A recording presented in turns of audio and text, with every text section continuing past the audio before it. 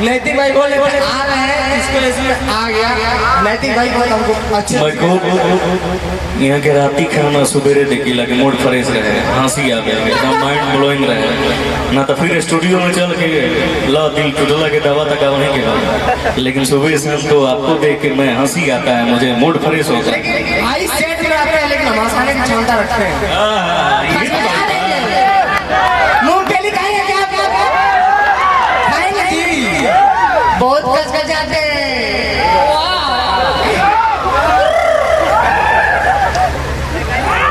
Mummy जी आ रहा बड़ी भैया कोर्ट को नहीं दिया कि बिना मतलब के प्यार करे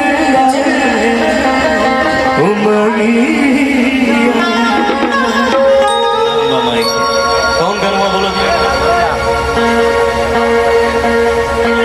कि बिना मतलब के प्यार करे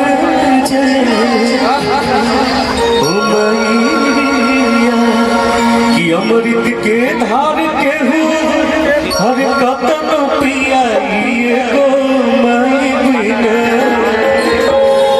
कैसे करे जावा जुड़ाइए भाई गो मई बिना। माई तो माई होली चाहे दुर्गा माई होगा, चाहे काली माई, चाहे वो माई जगह कोक सामने के पैदा माने चाहे देख पाली हम चाहे सब अपना अपना माई खाती तुम्हें ताली बजाते। वाह दुनिया में एक ही चीज है दो माँ। भैया मैं एक लाइन कहना चाहूँगा विनय भैया, मैंने बहुत पहले लिखा था माँ और बापी के ऊपर लिखा है मैंने कि क्या मंदिर क्या मस्जिद है, क्या मंदिर क्या मस्जिद है, माँ बाप है तो सब कुछ है, माँ बाप भी नहीं कुछ है, अगर पूजना है तो पहले इन्हें ही पूजो क्योंकि यही मंदिर और यही मस्जिद है। क्या बात है कि मामा को खिया मेरा खली सहेज के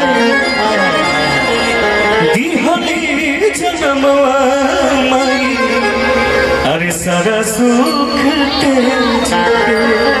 माई शब्द कोनो छोटा शब्द ना है यार, दुनिया के सबसे बड़ा शब्द माई। भैया इस शब्द ऐसा लगे कोनो को व्याख्या नहीं पाएगा। बड़ी विलम्ब हो रहा हम चाह आकाश जी आप कुछ बोलिए। हम ये गाना चाहते हैं, नहीं मेरा गाना जो गाया हूँ विनय भैया गाया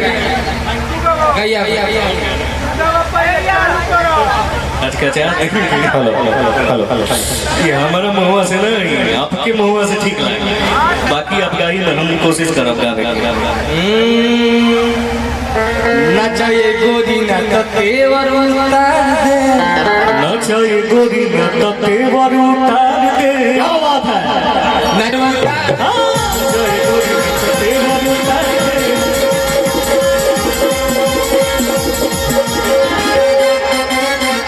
एक झटका में माहौल हम बिगाड़ दे, एक झटका में माहौल हम बिगाड़ दे।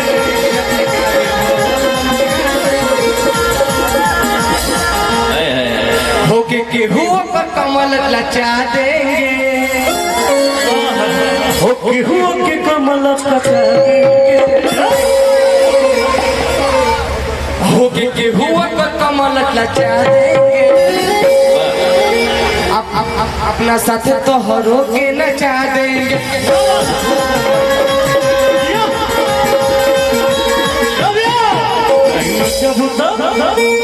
नचा देंगे अपना संग तो हरो के नचा देंगे। एक बार बिना रिदम के हमें सुने के चाहे नहीं नचबूता नहीं नचबू तो अपना संग नचा देंगे, न तो धोके ये मैडम नचा देंगे। ये तो सुनने के चाहत रही। क्या बात है भाई, क्या बात है। एगो हमार गाना आई बार पहली बार लोकगीत हम गौले में। अच्छा कि सड़िया राजा ललकी ललकी कि जली खोला ओ कमर से। क्या बात है। सड़िया राजा ललकी ललकी। आप बोलिए और आपको इसमें डांस भी करना है। बोलिए भैया हो हम कुछ बोली ना हो, आप सबके आशीर्वाद से कौन आइल बा और जितना भी माई चाचा भाई बैठल बन जाए भैया ये जो पैर छू का प्रणाम करता नहीं हो भैया एक बार जोरदार ताली बजा कर आशीर्वाद दीजिए। अरे बजाओ दे भाई ये तालियां बजा दो बजाइए बजाइए। क्योंकि खाली रीले पास में देखले बाद सही से सामने आया हो और भैया से मिल के बहुत अच्छा लगा। आपका मैं गाना सुनता हूँ बहुत अच्छा लगता है भाई के लिए कि भाई के बाद डांट दी कैसे डांट दी कैसे जियो मेरे भाई। और संगतिया पुरान और संगतिया पुरान आगे ही हमारे बाकी देखिए के जान क्या बात है। लवी हो जाते हैं जब भाई हम ज्यादा भाई बोलेगा लड़की लड़की प्ले करिए थोड़ा सा डांस किया जाएगा। डांस हुई हो इतना बढ़िया भैया डांस करते रहे हमके तो डांस करे ना वाला तो देख के थोड़ा सा हम गाएगा भैया हम सिखा देंगे आपको। एक मिनट, हम डांस बहुत कम करते हैं लेकिन खचखचाते हैं, सबको मालूम है। एक डायलॉग हो जाएगा उसका खचखचाने वाला एक बार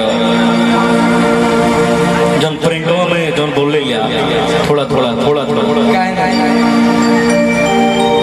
ई पवन पुरवैया भाई मिलना तो कहने कि पहले चला दिमाना कर देना तो धोखा पहले खचखचा देनी